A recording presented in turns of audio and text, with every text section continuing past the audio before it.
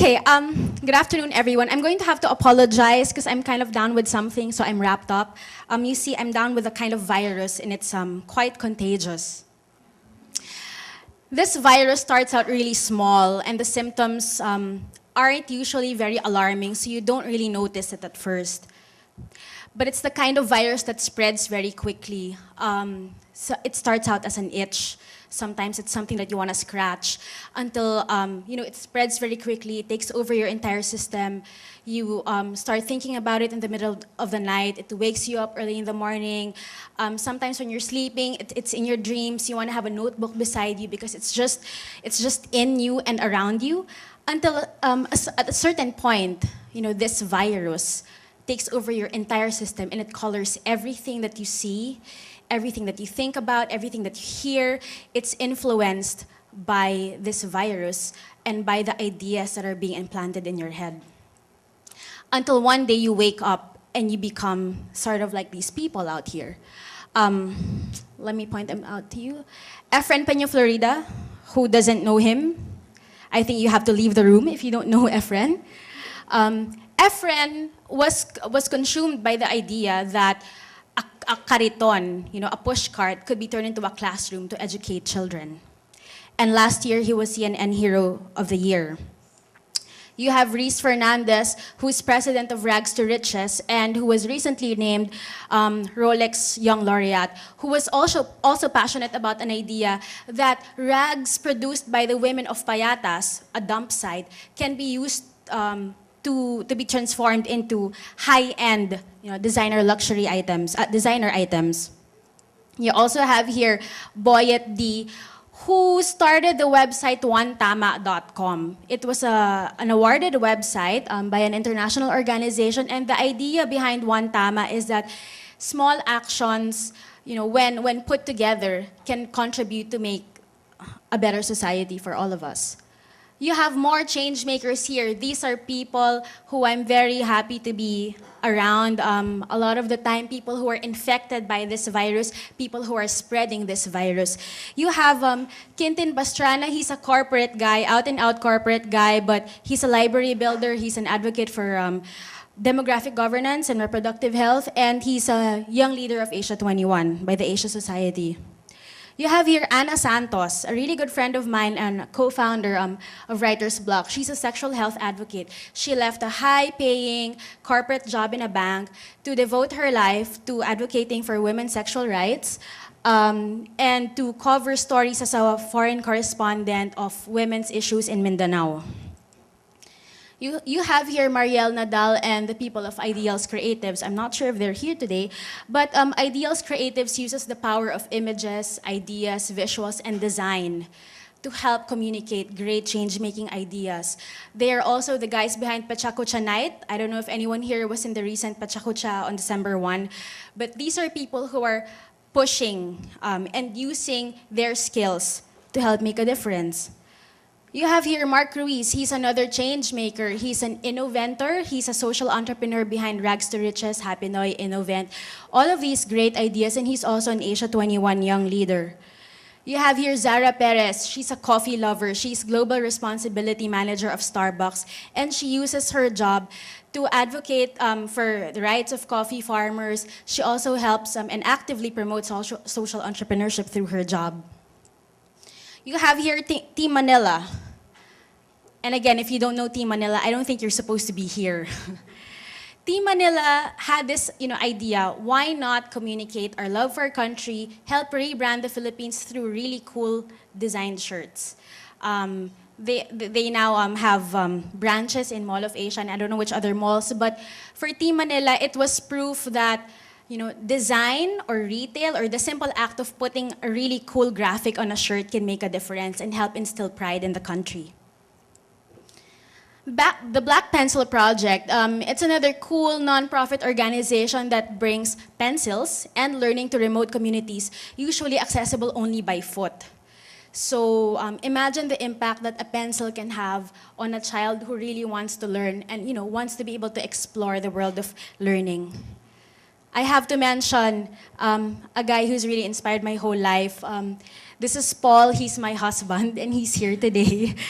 He's a performance artist, and he uses the power of music to bring the message of recycling. He uses a 5-gallon mineral water bottle to make music.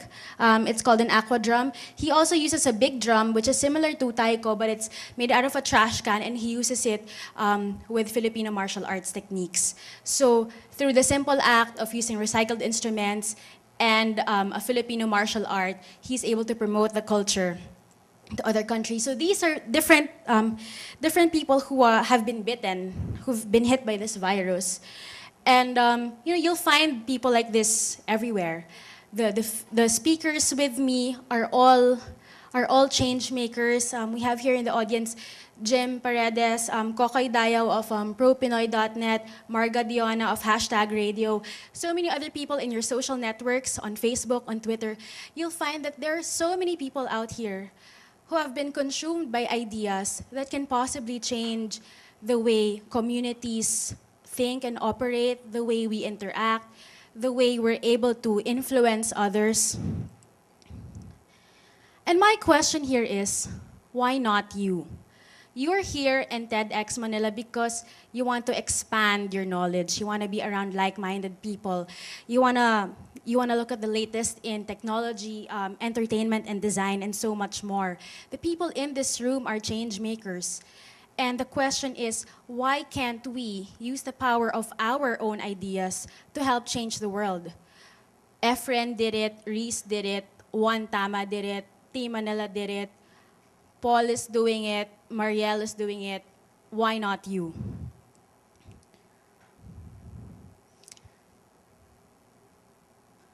Because in truth, it's not really that difficult to come up with a change-making idea. All you need is an idea that consumes you, something that wakes you up in the morning, keeps you up at night, keeps you going, something that fuels you.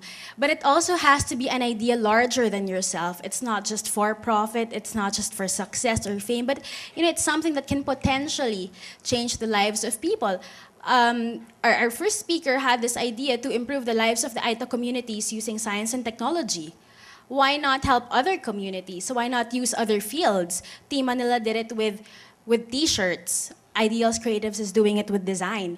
And the important part here is that you also need other like-minded people like you. Look among your friends to see who can possibly support your cause.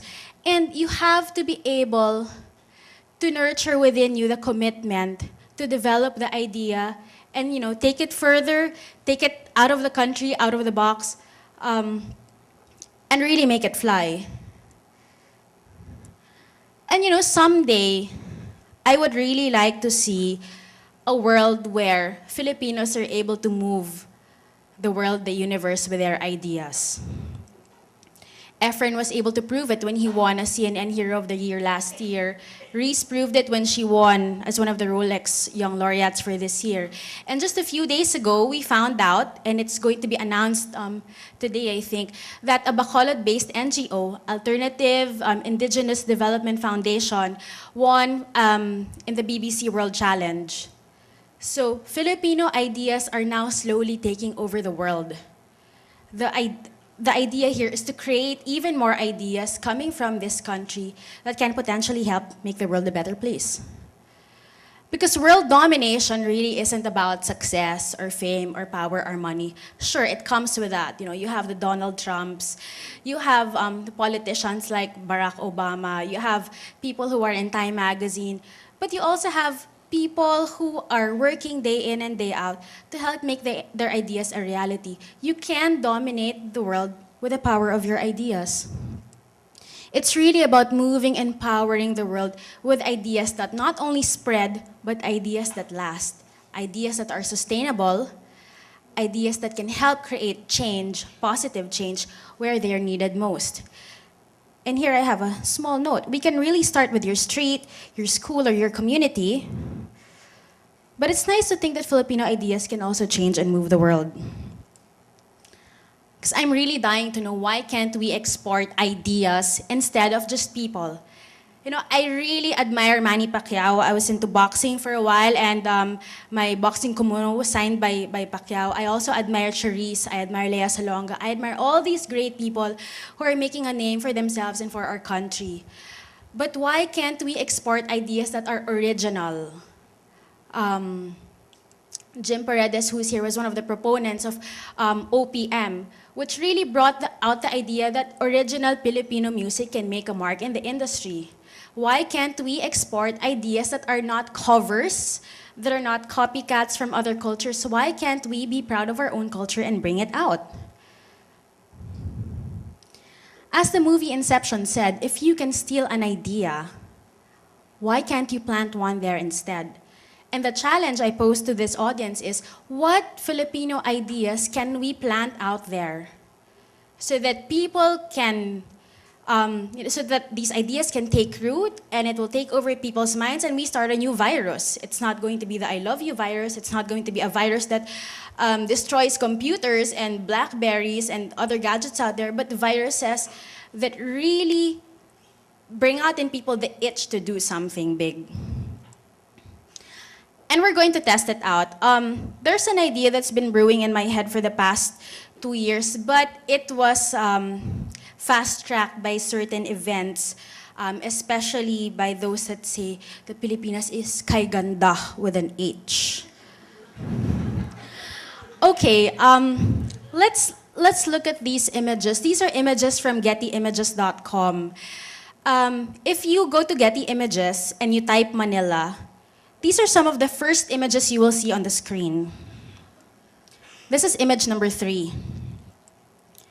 Go down a bit, this is image number 8. Go down a bit, this is image number 14.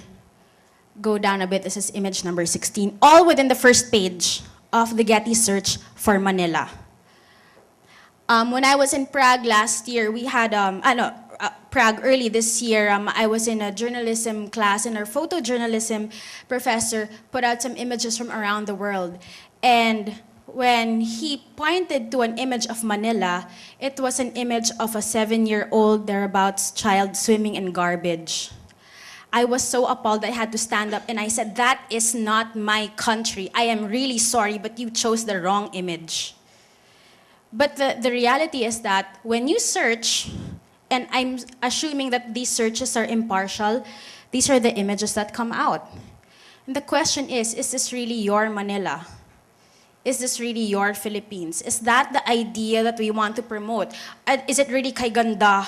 You know, to see our children wrapped in garbage, living in garbage, eating and breathing garbage. So I'd like to try a simple and inexpensive experiment that really tests out the power of change making and possibly world domination and the power of 365. So here's you and your, well, not exactly your iPhone 4, but your phone camera and 365 days. Have any of you heard of the Project 365? I think it's been around on Multiply, on Flickr. I'm not sure if it's on Facebook these days, but Project 65 is a simple idea where people take pictures of things that they see around them for 365 days, and it's a documentation of their lives. But what if for our own Project 365 we take photos, people, places, recipes, even ideas, quotable quotes, memories, experiences, good deeds, anything positive about Manila or about the Philippines. For 365 days, just take one picture and one idea. And pretty soon, we'll have all sorts of people making their own Project 365s. You can have your own Project 365 UP, Project 365 Ateneo, Quezon City, Manila, Davao, wherever. You can have your own Project 365 TEDx.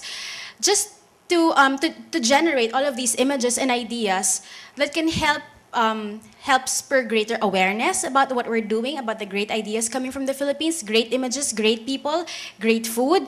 The list can go on.